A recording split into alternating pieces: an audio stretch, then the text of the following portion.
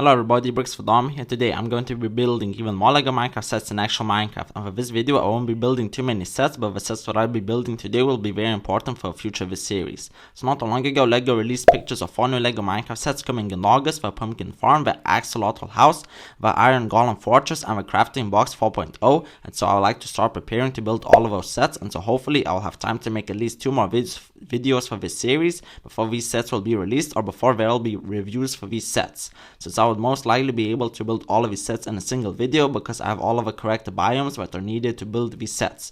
But there are still some places in my Minecraft LEGO world that need some cleaning up and preparing, so let's quickly take a look at all of the sets and how I'll prepare for them. So first set is the Pumpkin Farm, and this set is obviously based in the swamp biome, and thankfully not too long ago I'd actually built all of the LEGO swamp Minecraft sets the LEGO had made, and I wasn't expecting a new swamp set so soon, but hey, I'm not complaining. So for a Pumpkin Farm I can start preparing the place where I'll be building the set. Oh wait, I haven't mentioned what sets I'll be building this video. So for this video I will be building the Coral Reef and also LEGO Minecraft Crafting Box 2.0. So let's talk about the Coral Reef set first. So if any of you had seen the first video of this series, highly recommend you to check it out. By the way, I'd made the Ocean Monument set and the Guardian Battle set, which are underwater based sets, and the Axolotl House is also an underwater set. And so in my Minecraft LEGO world I sort of have this glass box, and I'll expand the box to be a square or a rectangle, because right now it does look a little bit awkward with a shape. And so on one side of the arch of the Guardian Battle set I will be building the Coral Reef set, and on the other side I will be building the Axolotl House. So now let's talk about the Crafting Box 2.0. So Crafting Box 2.0 is a pretty fantastic set, because unlike the first Crafting Box, at least 75% of the builds in the Crafting Box 2.0 sets are pretty good. Once again, I will be choosing what I will be using a random number generator. And as I had mentioned, to prepare for the Iron Golem Fortress and my Crafting Box 4.0 set, which are based in the plain biome by the way, I want to clean up some places and some gaps like this one and also these gaps. Now Crafting Box 2.0 is a great set for that, since the set sort of has 5 bags of pieces. For the 5 bags of pieces, each of the bags of pieces have 3 different builds where you can build using the pieces, and each of the builds are pretty small and simple, and they will be useful to fill up some gaps like I had mentioned. Alright, before I start making the sets, there are still a few things that I need to fix on. So first of all, there's this gap here which has been bugging me for a while now, and it's something that I really want to fill up, and hopefully I will do that today. But first I need to change something. So as you can see, the gap is 5 blocks wide. There are barely any LEGO Minecraft sets that have a section that is 5 blocks wide, and that will look good in this area. Now right beside the gap I have a terrain built from a big cottage set, and I can actually move the terrain 1 block forward to make the gap 6 block wide, and that way I will be able to potentially fill in the gap with quite a few different builds from the Crafting Box 2.0. Now the reason that I'm able to move a terrain of a bee cottage by 1 block is because there's a little bit of space in between the mushroom house and the bee cottage terrain, which is empty, and I'm able to build over it, because this is the edge of a mushroom house and this is the edge of a bee cottage terrain, which means that I'm able to move a terrain by 1 block in this direction. So let me do that very quickly. Alright, so I've just moved the terrain. It was a pretty simple process, and everything still looks very similar since you only moved it by 1 block, but of course the trees are now a little bit closer and the river is a little bit different, but I think it still looks great in my opinion. And you still have access to the actual big cottage by doing that parkour jump, which is a very important thing, and that didn't really change except it is in a different position now. But as you can see, the gap is 6 blocks wide, which is the main reason why I made this change. And another thing that I did was I made the ocean box a lot larger.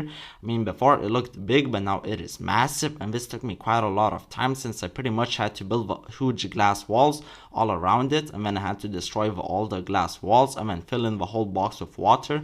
But the reason why I did this is so that the box's shape would be a consistent rectangle, and so that there would be a lot more space underwater and above water, since underwater since for the underwater there are only 2 more very small sets that I need to build, and that of course is the Coral Reef and the Axolotl House, and there's more than enough space for both of those sets. But hopefully there will still be more underwater sets sooner or later, especially some more mob houses like a turtle, squid, and maybe even a dolphin mob house. But the most important reason why I made the box a lot bigger, so that there will be a lot more space above the water for island sets and whatnot, because some sets that I can remember from the top of my head is a Mushroom Island of a Pirate Ship Adventure, which are 2 sets based on the surface of an ocean. There's barely any more space to try and build more of those sets, since I also have a Mushroom Island from Crafting Box 1.0, which I will be changing the place of that set.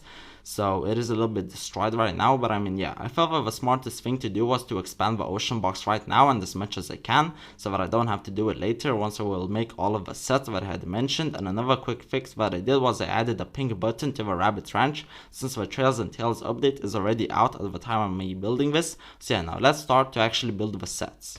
Alright, so I've just finished building the coral reef and I think that it turned out fantastic. I really love the color of all of the coral, and I of course made it right next to the garden battle set so that the coral would blend in together. On the other side I will most likely build the axolotl house, but I mean, yeah, I think it looks great. I really like the color, and the axolotl house should also blend in nicely once I build it, since it also has quite a bit of coral. And once again, hopefully LEGO will make some more underwater sets with even more coral, so that I could potentially make a whole coral ring around the ocean monument. I think that would look very cool.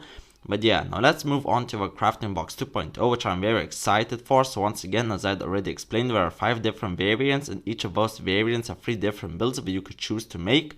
And so I will be using a random number generator for all of those variants. I will show you the instructions and builds for all of those different variants, and there will be a number for 1 to 3 next to the 3 different builds, and whichever number I get in the random number generator is the build that I will build. Alright, so now I'm going to spin the random wheels. So for the first variant, it looks like I got the 3rd build, which is fantastic. I really wanted to get that build. Now for the second variant, I don't really like all of the builds, so I got the first one, which is alright, I guess.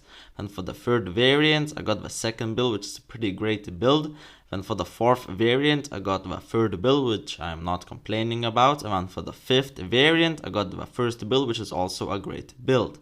Now I'm going to talk about these builds a little bit, so I will most likely not make the 2nd variant this video, mostly because as you can see there's some sand and some cacti, which means that this is sort of like a transition from a plains biome to the desert biome, which I'm not ready for since there's still quite a lot of plain sets that I need to make. So I will make this build in a different episode, but don't worry, I won't forget. Alright, so I will be building the 1st variant first, and I will be building it over here so that I could cover up this ugly section. Alright, so I've just built the 1st build and it turned out pretty awesome. It turned out bigger than I was expecting, but I don't really mind that, and the build is pretty interesting. Like how I used diamond blocks instead of turquoise wool. I think it adds some very nice contrast. The inside is also pretty cozy, and I like how the river now separates into 4 different paths. But the most important thing was to cover up that gap, which I did, and now I will be covering up this gap, and I will be covering up this gap with this build. Alright, so I've just done that, and finally I've covered up this gap, and I think that it turned out great. There's still some smaller gaps that I need to cover up, but the gap that I covered up right now was the main gap that always bugged me, and finally it is filled up, which is great. And then for the last build, I will be building this variant. Now I know I said that I won't be building the cactus build, but I also won't be building this farm build, since it is a very large rectangular build, and so I want to save a set to build it in a later video when I really need to fill up a big gap. And I will be building this variant right next to the sword outpost. Alright, so I've just built it and it turned out pretty great. It blends in very nicely with the sword outpost tower, and it also looks like another section of a cave, which I really like. So yeah, this will be the end for this video. Thank you so much for watching. Now at first it may not seem that I had built a lot of sets, which is true, but I still made some very important progress by filling up some annoying gaps, and you can't forget that I also expanded the ocean box. So yeah, thank you for watching, Brooks them out, goodbye.